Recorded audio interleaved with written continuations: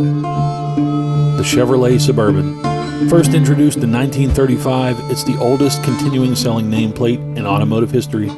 So can we overland with it? Can we off-road with it? Is it the perfect compromise of comfort and capability for a big family? We're going to find out today in the hills and the mountain roads surrounding Las Vegas. You're watching KnightDriveTV. I'm a rolling stone, bound to roam. Come the morning, or I'll be gone.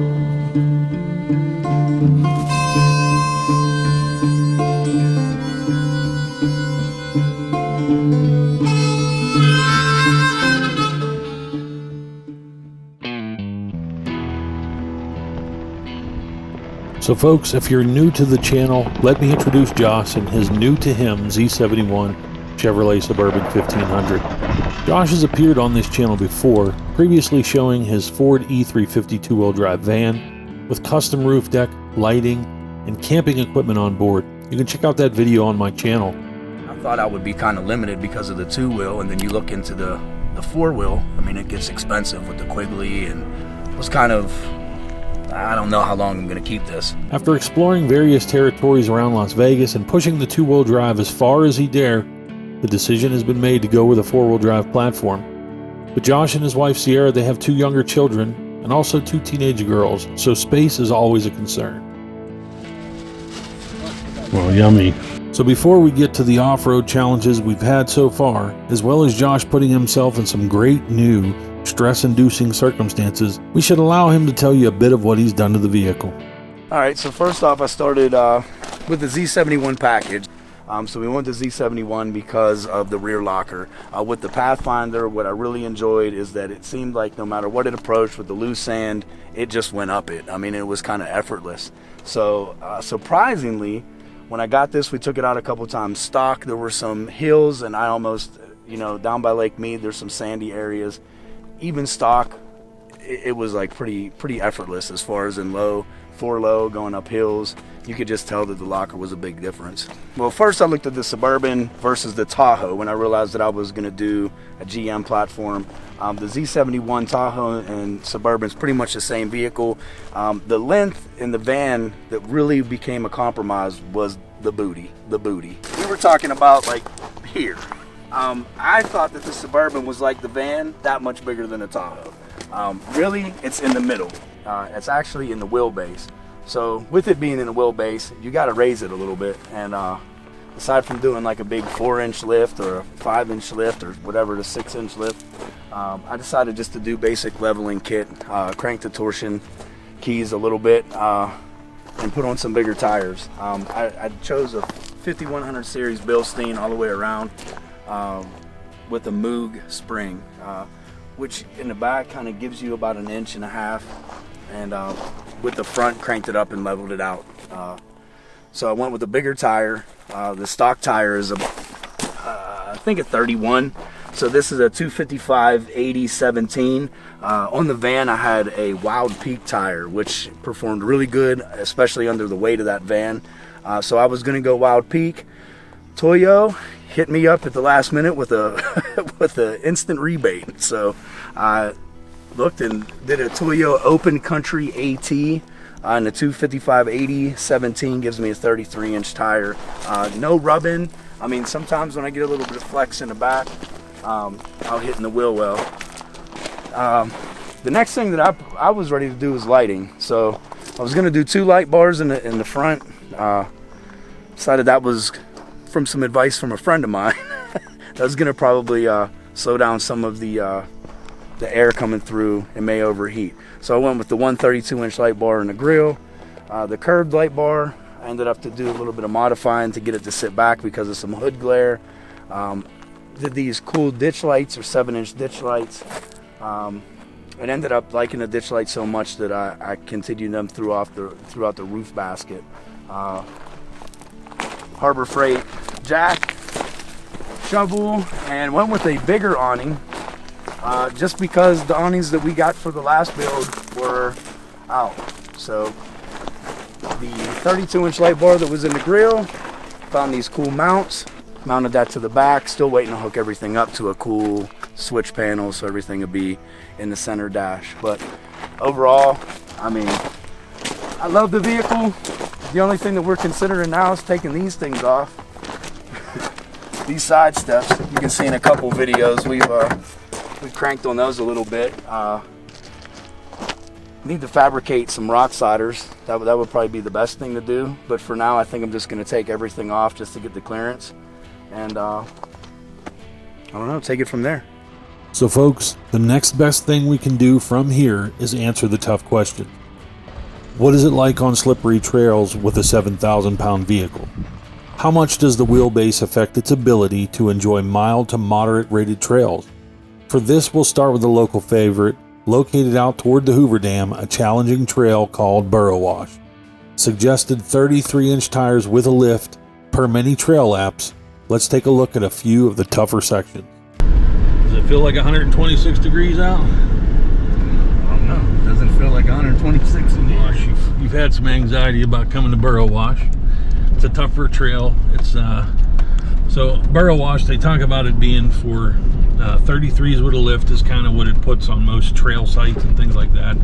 It's pretty scenic. It's most of it's just a rocky road, but it's just got sections that are challenging, and he's had some apprehension, but you know, obviously because of the Suburban, he's concerned if it can make it. So what do you think so far? We're not far in.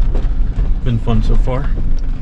Yeah, I mean, a little bit, a couple rough sections, but nothing too bad. Nothing that we haven't done before on other trails. I don't know. I'm interested to see what it looks like because I know video doesn't do it any justice ever. Man, never does. So, yeah, looking at other people do it doesn't really. I kind of look at the vehicles that have to get drug out as a better indicator, because the ones that make it, you know, you can have a good driver in a capable vehicle or a non-capable vehicle and still make it. Yeah. Oh, you're on the sidewall. You gotta listen to me.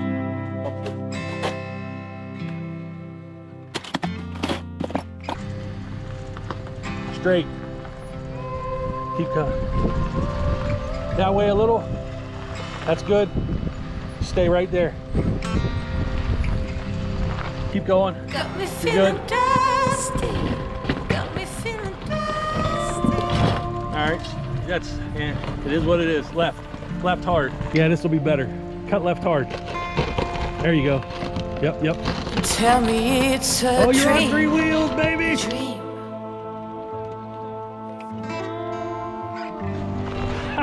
Three-wheel act. You kicked the 3-wheel motion. Another night here without you. Don't wanna walk another mile. I just can't. Please don't make me do it. I got too much to lose.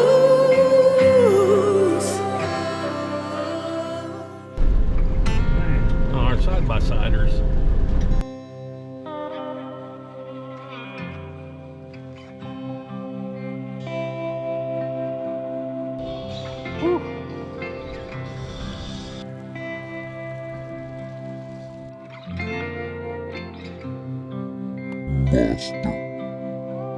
Getting into the Burro Wash tends to be easier than getting out for the heavy Suburban.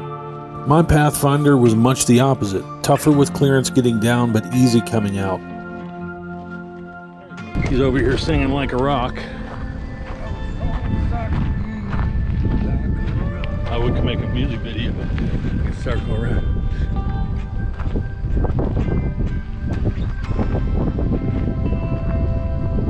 There it is.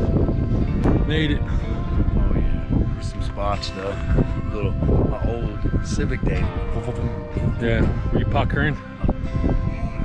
You have to bring your. I just let it flow. Yep. Catching it. While many experienced off-roaders and lifted Jeep owners make quick work of some of these trails, this vehicle sacrifices clearance for ingress and egress.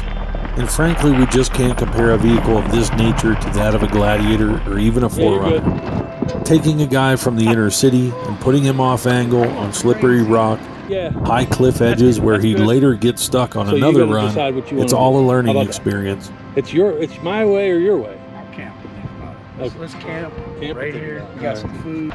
Many of these trails reach beyond to the edge of what can really be considered overlanding, but overall, the Suburban with the appropriate modifications can certainly make it through. Spotting and seeing your line is critical, lifting the vehicle enough to get the center clearance, and airing down are all keys to success with a vehicle of this size. Through experimenting with various trails, descents, and other challenges, the plan for a small body lift as well as removal of the side steps is a must. For now, though, rest assured, this is one spacious, comfortable, and capable machine within reason. So do not hesitate to make this your next overland vehicle. It's an incentive to paint this baby desert pink. Who does desert pink? Like the Iraqis. I think they had desert pink.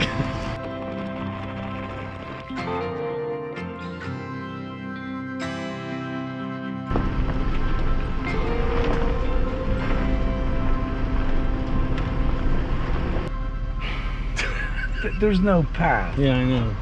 Now that we're down here, I see that. Hold on.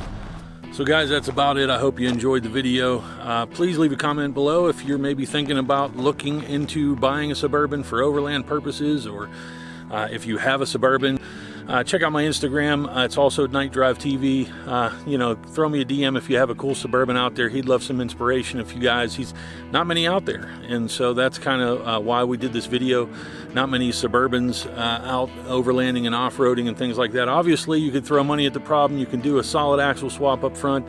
You could put, you know, 50-inch tires under there if you wanted to, but we try to keep it something that's highway oriented as well as off-road, and so that was the intent of the videos, to kind of give anybody considering a Suburban maybe something to go off of. Take a look at Sub Overland. It was a big inspiration for him, obviously, as to why he built the vehicle the way he did. I think that guy's in Utah. Thanks for watching the video, guys. I appreciate it. Lots more updates to come, so throw me a sub and a like if you haven't already. We got a lot of videos ahead. See you on the next one. You look really interesting.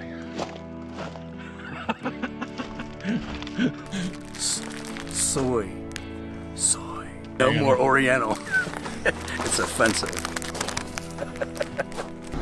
What's your thoughts about this experience? Pretty good.